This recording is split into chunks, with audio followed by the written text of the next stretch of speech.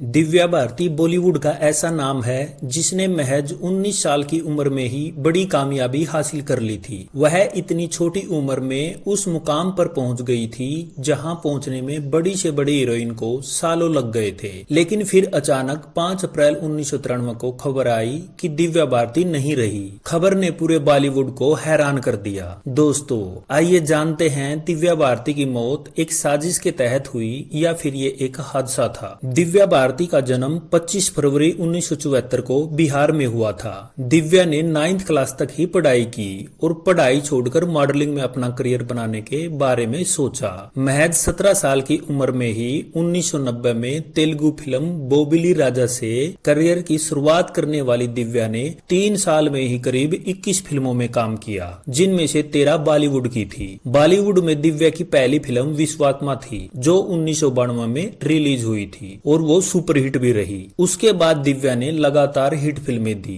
बॉलीवुड का बड़े से बड़ा डायरेक्टर उनके साथ फिल्म करना चाहता था। इसी बीच खबर आई कि दिव्या ने साजिद नाडियावाला से शादी कर ली। साजिद नाडियावाला के मना करने पर भी दिव्या ने यह खबर पब्लिक कर दी। वह अपनी शादी को छुपाना नहीं चाहती थी। दिव्या जीवन में हर सच्चाई का सामना करने की सोच रखती थी। ऐसे खुले ख्याल वाली लड़की की मौत वाकई में सबको हैरान करने वाली थी। दोस्तों, अब आपको बताते हैं कि 4 और 5 अप्रैल 1993 को क्या क्या हुआ था। बताया जाता है कि 4 अप्रैल को दिव्या भारती चेन्नई में एक फिल्म की शूटिंग करके मुंबई लौटी थी और उन्हें 5 अप्रैल को शूटिंग के लिए हैदराबाद जाना था। उन्हीं दिनों दिव्या एक नया फ्लैट खरीदने की सोच रही थी। दिव्या के भाई ने फोन किया कि फ्लैट मिल गया है, इसलिए दिव्या ने 5 अप्रैल की शूटिंग को पोस्टपोन कर दिया और फ्लैट की डील फाइनल कर दी। दिव्या के पति साजिद नाडियावाला, जो कि एक प्रोड्यूसर थे, अपनी फिल्म आंदोलन के सिलसिले में मॉरिशस चले गए और तय हुआ कि उनके आने के बाद नए फ्लैट में शिफ्ट होंगे। 5 अप्रैल की शाम दिव्या की फैशन डिजाइनर नीता